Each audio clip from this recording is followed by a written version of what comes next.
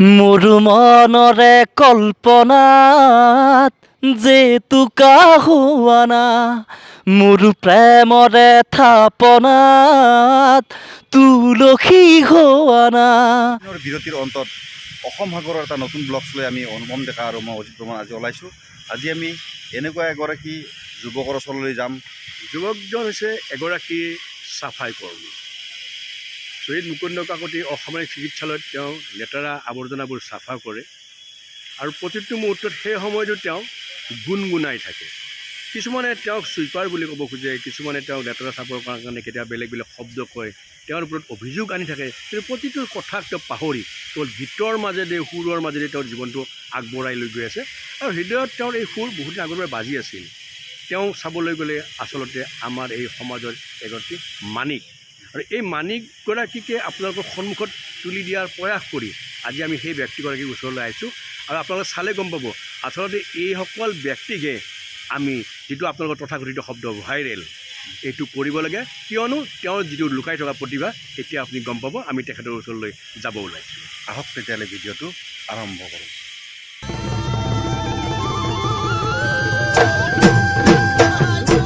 কৰ্মসূত্ৰে চৰকাৰী হাস্পাতালৰ চাফাই কৰ্মী, কিন্তু মনটোত ইমান সুন্দৰ সুৰ তাল লয় জমা হৈ আছে যাতে পৰিৱেশন কৰাৰ যথেষ্ট হাবিয়া। আৰু মাজে মাজে দেখোঁ এই লেতেৰা কামবোৰৰ মাজতো তেওঁ হাঁহিমুখে কামবোৰ কৰে আৰু গুণগুণাই থাকে। দৃষ্টিগোচৰ হ'ল, তেতিয়াই ভাবিলোঁ এওঁক আমি ৰাইজৰ মাজলৈ উলিয়াই নিব লাগে, তুলি ধৰিব লাগে আৰু ৰাইজেও অনুভৱ কৰক যে অকল কৰ্মৰ লগতেই যে অকল এজন কৰ্ম কৰিলেই আমি তেওঁক তেনেকৈ মাতিম ব্যৱহাৰ কৰিম তেনেকুৱা নহয়।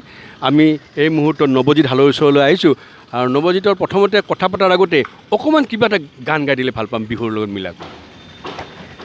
বিহুতলিলৈ আহিলা বুকুৰ মৰম যাচিলা লাজুক লাজুক চাৱনিৰে চেনাই অহ অহ অহ কিয় জানো মন মহিলা অ চেনাই কিয় জানো মন মহিলা।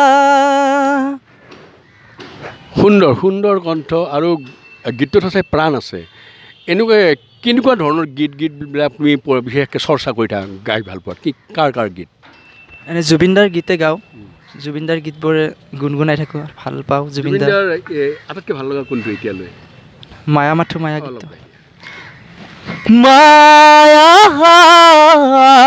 মায়া মাথো মায়া তুমি জানো সঁচানে মৰমৰে মায়া মায়া ভৰা দুচকুলৈ হিয়া জুৰিয়া চাহিবই দূৰণিৰে জোনাকী হৈ ৰলা কিয়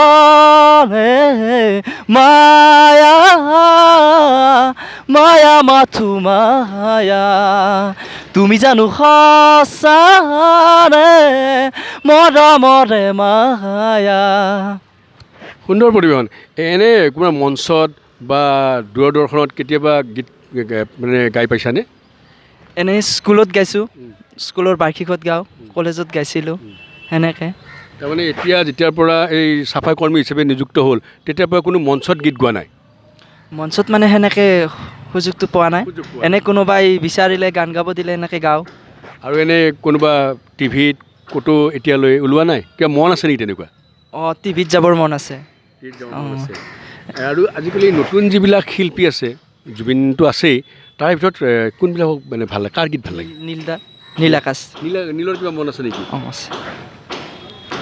তুমি মোৰ মন আকাশত জ্বলি থকা ৰূপালী জোনাক ৰূপালী জোনাক বেছি দিন নৰদেহা সন্ধ্যা চিঠিত লৈ আনিম তোমাক লৈ আনিম তোমাক ঐ ৰং ৰং ৰঙাকৈ দুগালতে ঐ মৰমবোৰ যাচি দিমে গৈ সুখতো সবাহি দুখতো সবাহি মোৰ সুখতো সবাহি দুখতো সবাহি মোৰ।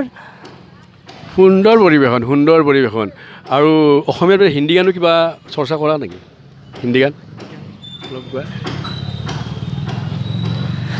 कातू के सिराता ओ सावरे जिया नहीं जाता सुन बाबरे एकाता लंबिया लंबिया रे कातो तेरे संगिया संगिया रे एकाता लंबिया लंबिया रे कातो तेरे संगिया संगिया रे সুন্দৰ সুন্দৰ পৰিয়াল কোন কোন আছে পৰিয়ালত মা আছে আৰু দাদা আছে মোৰ দাদাই বিয়া পাতিছে দাদাই বিয়া পাতিছে তোমাৰ কেতিয়ালৈ পৰিকল্পনা আছে বিয়াৰ মই এনেকুৱাকৈ ভবা নাই যিহেতু সংগীতৰ প্ৰতি বহুত এটা উৎসাহ বা আশা এটা আছে এনেকুৱাকৈ যাব পৰা নাই বা বিচাৰোঁ আৰু যাতে ৰাইজে মোক আগুৱাই লৈ যায় এনেকুৱা এগৰাকী ব্যক্তি যে সংগীতৰ বাবে সংসাৰৰ কথাও চিন্তা কৰা নাই এই মুহূৰ্তত চাফাই কৰ্মী হিচাপে নিষ্ঠা সহকাৰে কৰ্ম সম্পাদন কৰিব আৰু সংগীতৰ পথাৰত যাতে ৰাইজে আঁকোৱালি লয় এই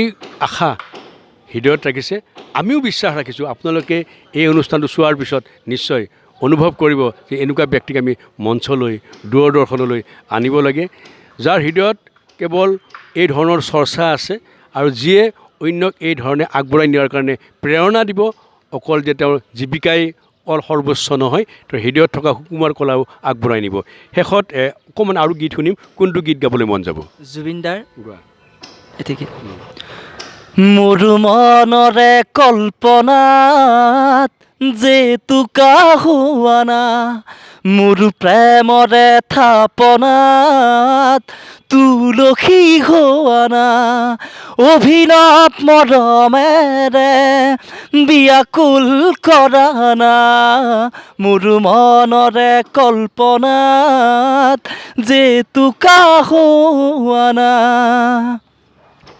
অতি সুন্দৰ মনৰ আকাশত কল্পনা জেতুকাৰ বোলেৰে ৰঙীন হওক জীৱন এই আশা ৰাখি আজিৰ অসম সাগৰৰ পৰা মই অনুপম বিদায় লৈছোঁ ধন্যবাদ